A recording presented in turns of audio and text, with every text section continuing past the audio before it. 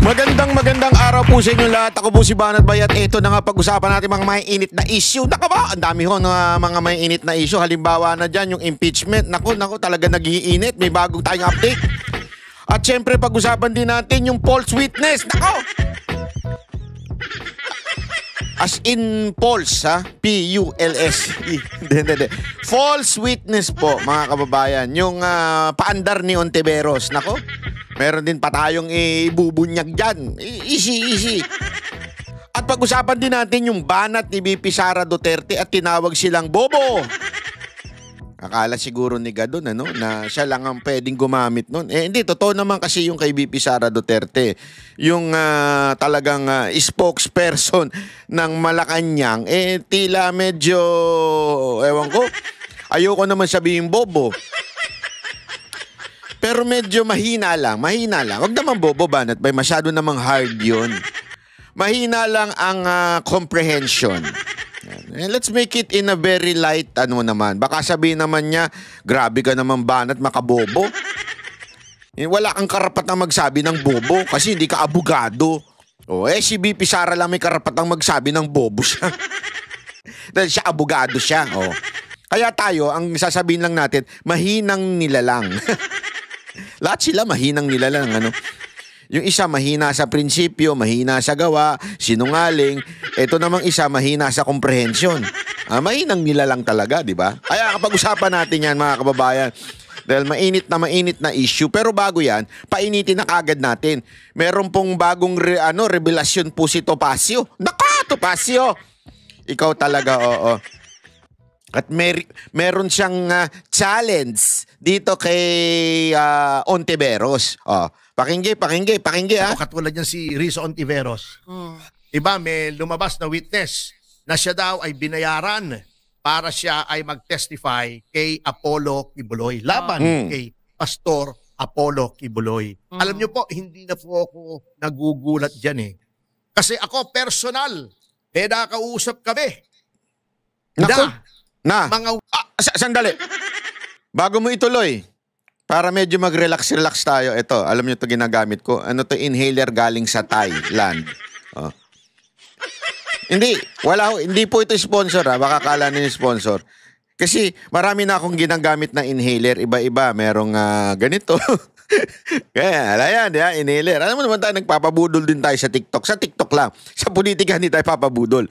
Meron tayong ganito, lavender, pampatulog naman ito, di ba? Ito, medyo sakto lang. Ito, matapang. Para si Rodrigo Roa Duterte ito, tsaka si Inday Sara. Ito kasi, parang si Marcos, mahinang nilalang, at tsaka si Atty. Claire. Naikonek pa hayop. Kaya add to cart na kayo nandiyan sa yellow basket. Hindi, wala po. Wala po yellow basket dito sa YouTube. Pero parang meron product placement dyan Hindi ko alam ano meron doon. Witnesses na binayaran. Sinasabi nila na binayaran sila ni Rizzo Ontiveros. Dalawang instances, personal. Yan, personal. Ibig sabihin, meron siyang kaalaman. Hindi ito yung chinismis, chinika-chika lang, o narinig lang niya, bulong-bulungan. Hindi, personal. Bakit? Siya mismo ang nalapitan. Nako! Eto talaga, yari na. Kausap ko unang-una, yung kay Kian. Yung kay Kian naman yung mga pulis. Yung kay Kian, yung may ganon, yung meron silang painting na nakaganon yung bata, si Kian. Ayoko na lang magsalita, pero meron sa akin nagsabi. Ayoko na lang sabihin, siyempre, baka patay na po yung tao. Si Kian! Ganun kagad yung sabi sa akin, si Kian! Kilala dito sa amin niya. Ganun ang kagad sa akin. Sabi ko, patay na yung tao, ikaw naman. Basta, si Kian! Yun ang kagad na sabi sa akin. Sabi naman ito. Kaya nga dito, tingnan mo. Talaga naman kung may kasalanan, karapat-rapat naman talagang ma-convict. May justice. May justice. Pero noong una, lumapit po sa amin ni Congressman Jing Paras. Ayan, buhay na testigo ni Congressman Jing. So, dalawa silang nilapitan. Pwedeng siyang pasinungalingan ni Jing Paras. Yung tatay ng isang bata, nagre-reklamo, minor ito Minor. Kinuha daw yung anak niya sa kanya nang walang pahintulot. Nako, dapat dyan, kidnapping. Kinuha ng walang pahintulot, minor. Abay, mahilig pala ito sa minor si Ontiveros. Di umano, allegedly. Sabi ni Topacio, hindi ako. Nililinaw lang natin. Riz Ontiveros. Oh. So lumapit kami sa CIDG. Kasama namin yung tatay, nagreklamo. Kaya Agay! yan, kasama yung isang opisyal ng CIDG, kasama yung VACC, o yung Volunteers Against Crime and Corruption, kasama si dating Congressman Jing Paras. Pumunta kami sa Senado para kausapin si Senator Rizo Ontiveros. Natakot yata nung nalaman may CIDG, hindi kami hinarap, wala daw. Sabi noong staff niya. Although, sabi ng mga tao roon, nandun daw. Hindi Naku na namin po. pinili, siyempre. Ayaw naman nating bastusin yun, senador yun eh. So pinuntahan pa sa Senado. Ito, sabihin, ito'y ano talaga, first-hand information. Ibig sabihin, talagang may hakbang sila. Pinuntahan pa nila si Ontiveros doon sa Senado dahil nga yung minor, ay, naku po, grabe ang ginawa. Hindi, sandali. Hindi ginawang ano Ibig sabihin yung kinuha na walang pahintulot para maging witness.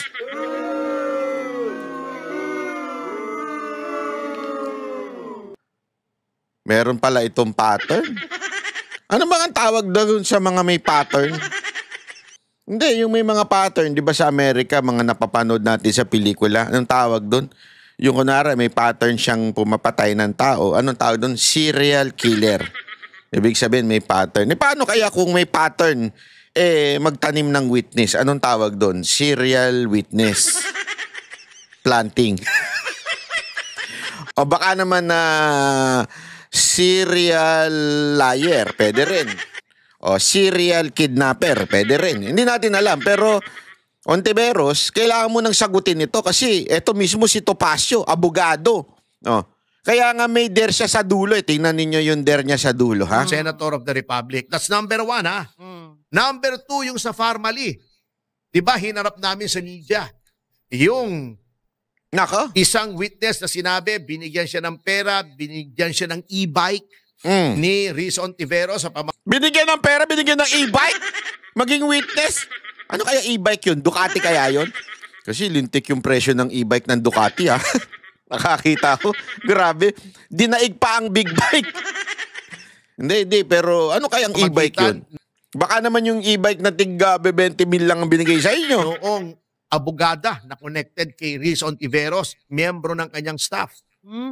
Ayan, nasa akin pa yung video. Nandyan pa rin sa online yung testigo yun, yung video ng testigo. Talaga? Hindi na may pagkakaila yun. Naku po, patay tayo dyan. Yung kay Kian, nandyan pa rin po online pag ni-research Naku po! nyo. Kaya Naku! etong lumabas pong testigo na nagsasabing binayaran na naman siya Naku po. ni Senator Riz Ontiveros Naku! para magtestigo laban kay Pastor Apollo Kibuloy. Nayari. Strike 3 na yan. Strike Kay Riz 3. Ontiveros. Naku, may tawag na dyan. Yan na ba yung tinatawag mo serial false witness? Planting false witness? Yan na ba yun? At huwag niyong sabihin hearsay o patay lamang sa mga media reports yung aming sinasabing sapagkat personal po nakausap ng inyong abang lingkod yung tatay Naku, nung personal. minor Mahalaga yan. kinuha nung grupo ni Riz Ontiveros. Pati yung Naku. sa Farmally, kausap ko po. Nandoon po ako nung binibideo yung kanyang testimony. Naku po. Nandoon po ako. Kaya, etong pangatlo, hindi ko alam ito. Nakita. Pero, ako'y naniniwala sapagkat because of pattern. Yun. Sa Pattern. sa law on evidence, admissible yung mga previous acts.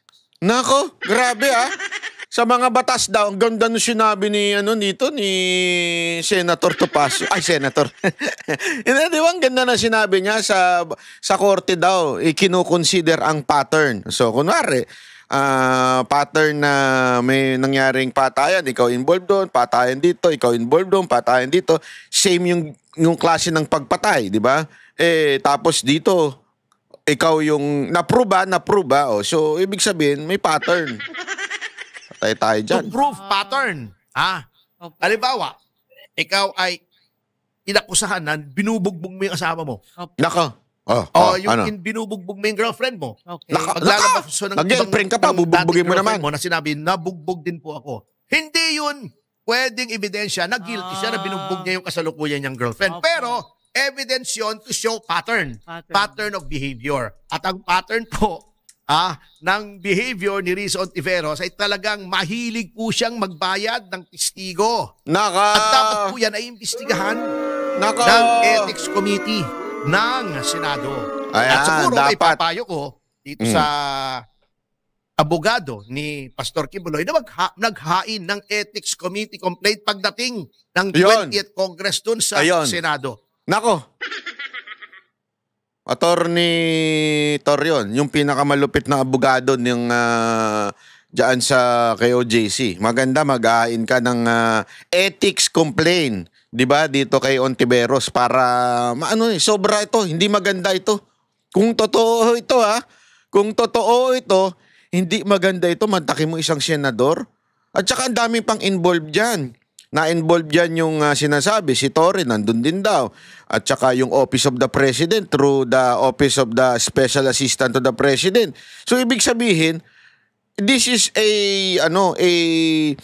organized, 'di ba? Organized propaganda, organized na i-discredit ang Vice President of the Republic. Organisado ho ito. At damay nga din po mismo etong si Pastor Kibuloy at si Pangulong Duterte. Ako sa tingin ko talaga the main target here is VP Sara Duterte. Alam naman nilang si Duterte di natatakbo Si Pastor naman, hindi naman talaga politician yan, di ba? So, ang talagang target nila dito si VP Sara Duterte. Kaya lang, hindi nila mahuli-huli si VP. Wala silang makuhang yung siyempre paano ka ba naman mahuhuli kung wala ka namang makukuhang ebidensya? Pinus nila ng pinus siyang confidential fund. Wala namang kwenta. Di ba? Niratrat nila yan sa kamera. Nagbayad pa sila ng 150 million di umano sa mga congressman bawat para lang pumirma. Hindi rin naman tinanyo. Dalong sumabit dahil sa hindi dumaan sa tamang proseso. Ngayon, eto na, di ba? Isahin ro ito sa gagamitin. Sana nila yung kasi sinabi doon isama mo yung binigyan mo ng sako-sakong baril si VP Sara Duterte. Alam mo kasi, hindi tatayo sa korte yan Hindi pwede yung gayon. Sasabihin mo lang, binigyan ko ng sako-sakong baril si VP Sara Duterte. Paano niya bubuhatin yun?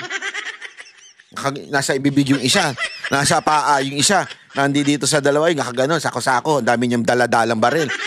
Hindi maano yun. Kasi tatanong dyan, paano mo ba binitbit yan? Paano mo ba binigay yan? Kanino ba binigay yan? Kay VP Sara Duterte ba? Hindi. Yung security niya. Oo. Sino yung security niya? Maraming tanong dyan Sigurado ka ba na dun sa pagbigay sa security, binigay kay VP Sara Duterte? Tataob siya dyan. Kaya ako siguro, siyempre tumatakbo na yung kaso. Kasi, di ba, ang balita nga natin, walang kwenta yung kaso. Lahat ng ikinaso nila kay Pastor Kibuloy, lumalaglag, as in humihina, bumabagsak dahil yung mga witness walang kwenta. Siguro natunugan niya, shit, yari tayo dito, mas mabuti pang umamin na lang ako sa katotohanan. Di ba? At anyway, the truth will set you free. Yun ang totoo dyan. Hindi kasi sabi nila, mahirap pagkatiwalaan niya. Kung totoo yung sinasabi niya, binayaran siya, bla bla bla. Alam mo, lahat naman tayo nagkakamali Meron tayong mga pagkakamali. And the only way na para maituwid yun is doon tayo sa God's way. Or yung sinasabi nating, the truth shall set you free. Ano ibig sabihin nun? Pumanig ka lang sa totoo. Everything will be fixed. Everything will be okay. Masalamuot man. Mahirap man. Masakit man. Pero pag ikaw pumanig doon sa katotohanan, maaayos yan eventually. Bakit? Sabi ng Diyos yan di ba? You follow me, siya nang bahala doon sa mga. Kaya nga, di ba, that's the main theme of every Christian church is yung change. Di ba? Pagbago ka, everything, pamilya mo maayos, kamag-anak mo, relationship mo, school mo, career mo, mahirap. Hindi yan instant, hindi yan magic. Pero because you follow that way, you follow God's way. Kasi dalawa lang yan human ways or God's way. Hindi pala ways. Baka sabihin tayo human way. Tsaka God's way. Yun po yun. So, malinaw na malinaw doon. Kaya niya siguro sinunod na sandali. Mukhang sasabit na tayo dito. It's about time to tell the truth, nothing but the truth. Di ba? Yun na yun. para maayos na. Para maayos na lahat. Yung pala, ang pinakapunto dito talaga, mga kababayan, sabi nga ni Topacio, meron talagang pattern si Ontiveros. At sasamahan ko po siya kasi kailangan na pong tumigil itong ginagawang ito ni Senator Risa Ontiveros. At saka, Risa, demanda mo ako ng libel, ha? Nako! Para mailabas ko yung mga testigo na nagsasabi na binayaran mo sila. Tingnan natin kung kasi ito literal Literal na inaakusahan niya. Hindi yung hindi niya sinasabing alleged, di ba? At least tayo, di pa tayo sigurado, alleged lang yung atin. Kino-quote lang natin si Topacio.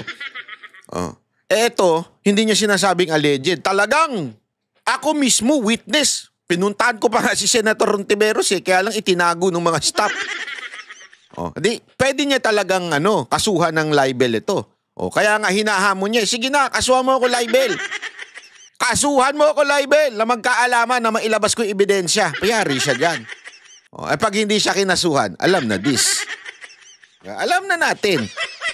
Alam na natin na ayaw niyang ipalabas sa husgado yung mga biktima ni Ontiveros di umano, allegedly. Sabi ni Topacio. Inulit-ulit natin, ha? Andyan pa rin yan. Risa, sige, banatan mo ko. Magpupakan tayo. Risa, hindi kasi alam mo ito, madali lang yan, Risa, kung talagang gusto mong matapos itong sinasabi mong hindi totoo. Imbitahan mo. Sigurado ko alam mo kung nasan yung tao Sigurado ko. Imbitahan mo, ihiring mo, ipatawag mo, isubpina mo. Kasi you have all the right to do it. Yun yung walang kwentang subpina sa kamera, ginagawa dito, talagang sinisiraan ka. Sabi mo, talagang ibinabaon ka. Isubpina mo si Rene. Tawagin mo, ihiring mo. I dare you. We dare you, Duterte supporters, na isubpina mo si Rene. Dalhin mo sa Senado. Ikaw mismo tumanong sa kanya. Ikaw mismo ang mag-imbestiga sa kanya. Ganyang katapang niyang mga yan. Sigurado ko, haharap yan. Hindi magtatago yan. Sigurado ko. Kung gusto mo mas maganda, magdemanda ka pa doon kay Rene. Para magkaalaman kayo talaga ni Rene sa husgado. Sino ba talaga ang nagsisinungaling? We dare you, Ontiveros. Idemanda mo, ipatawag mo sa hearing si Rene nang magkaalaman kayo kung sino talaga sa inyo ang tulongges. Di ba? Ang boses ng masa hindi natatakot. Katotohanan lang, di kami nalulunod. Walang bahid ng sismis, lahat ay totoo. Kahit sino ka pa, pag mali ka babanatan ka. Walang pinipili kulay, wala kaming kinikilingan. Basta para sa bayan, kami lalaban. Pagdama palakpakan, pag mali banatan. Di matitinag, di matatakot, para sa bayan tuloy ang sigaw. Sa harap ng kamera, walang halong takot. Mga baluktot, lahat kayo'y tutumba. Ang hustisya at totoo, yun lang ang mahalaga. Kahit sinong harang, di kami matitinag. Walang pinipiling kulay, wala kaming kinikilingan. Basta para sa bayan, kami lalaban. Pag tama palakpakan,